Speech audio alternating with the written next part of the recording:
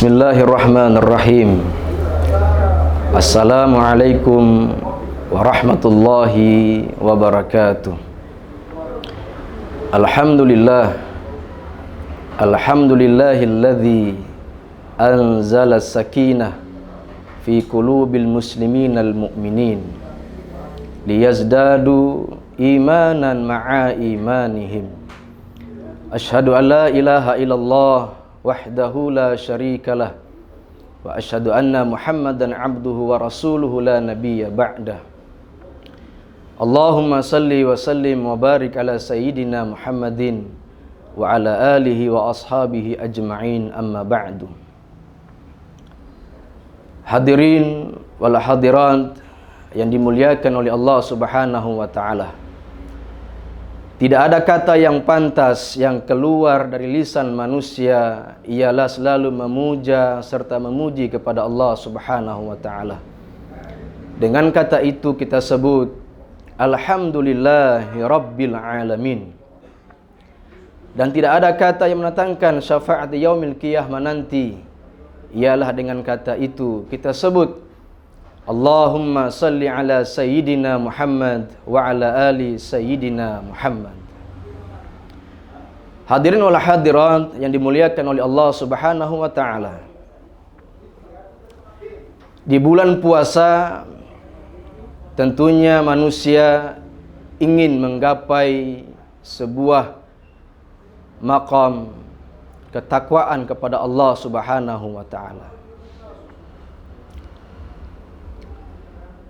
Terkait masalah takwa, Allah Subhanahu wa taala menjelaskan dalam Al-Qur'anul Karim, dalam Quran surah Maryam ayat 63 disebutkan bahwasanya Bismillahirrahmanirrahim, tilkal jannatul lati nurithu min ibadina man kana taqiyah.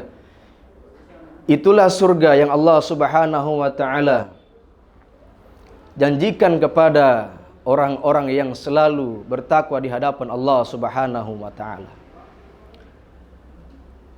Allah Subhanahu wa taala menjelaskan di dalam Al-Qur'anul Karim, yakni apabila seseorang ingin menggapai yang namanya takwa di hadapan Allah Subhanahu wa taala, Allah Subhanahu wa taala menyebutkan dalam Quran surah Ali Imran ayat 134. A'udzu billahi minasyaitonir rajim. Bismillahirrahmanirrahim. Alladzina yunfikuna fis sarra'i wad dharra'i wal kaziminal ghaiza wal 'afina 'anil nas wallahu yuhibbul muhsinin. Ini kata Allah Subhanahu wa taala yang memiliki bahwasanya apabila seseorang menggapai ketakwaan di hadapan Allah Subhanahu wa taala. Apa kata Allah dalam Al-Qur'an Al-Karim?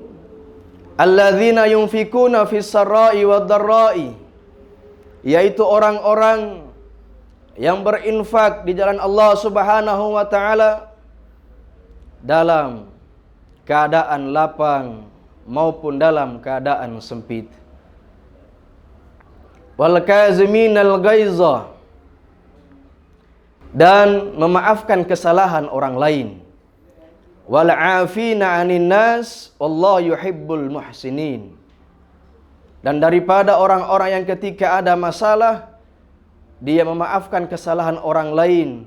Wallahu yuhibbul muhsinin, dan Allah Subhanahu wa taala menyukai bagi orang-orang yang berbuat kebaikan. Hadirin wal hadirat yang sama dimuliakan oleh Allah Subhanahu wa taala.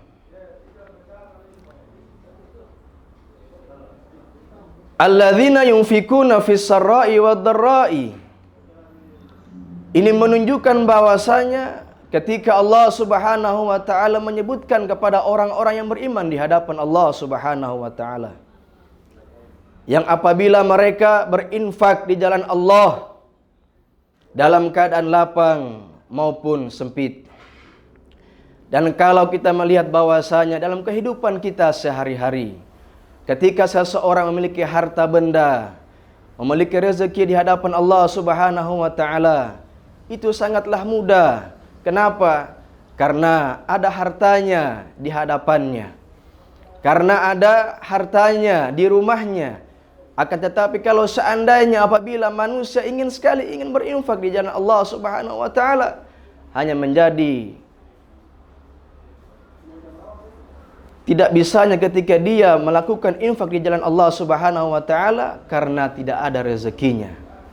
Bahkan pernah sahabat Nabi Muhammadin sallallahu alaihi wasallam bertanya kepada Rasulullah, "Ya Rasulullah, sedekah mana yang paling besar pahalanya?"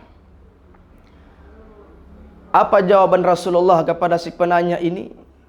Ia mengatakan bahwasanya apabila seseorang memberikan infak, sedekah itu dalam keadaan sehat, akan tetapi engkau dalam keadaan kikir, tidak mau berbagi kepada orang lain.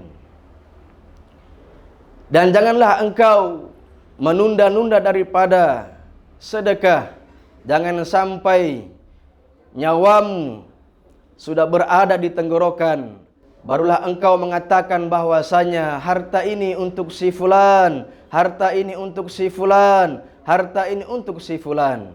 Akhirnya seseorang yang menanyakan kepada baginda Nabi besar Nabi Muhammadin sallallahu alaihi wasallam, akhirnya ia terbuka hatinya untuk melakukan infak, bersedekah di jalan Allah Subhanahu wa taala. Hadirin wal hadiran yang sama dimuliakan oleh Allah Subhanahu wa taala. Oleh karena itu, dengan adanya bulan suci Ramadan ini, kita gunakan dengan sebaik mungkin waktu kita, usia kita. Jangan sampai kita sia-siakan di hadapan Allah Subhanahu wa taala. Tidak akan terulang kembali waktu-waktu yang akan kita dapati sekarang. Itu semua akan menjadi pertanggungjawaban di hadapan Allah Subhanahu wa taala. Dan semoga kita menjadi manusia yang selalu istiqamah di dalam kebaikan untuk menggapai pahala di sisi Allah Subhanahu wa taala. Cukup sekian tausiah pada hari ini. Mudah-mudahan bermanfaat bagi saya pribadi dan jamaah sekalian. Untuk itu saya undur diri. Wallahul musta'an. Wassalamualaikum warahmatullahi wabarakatuh.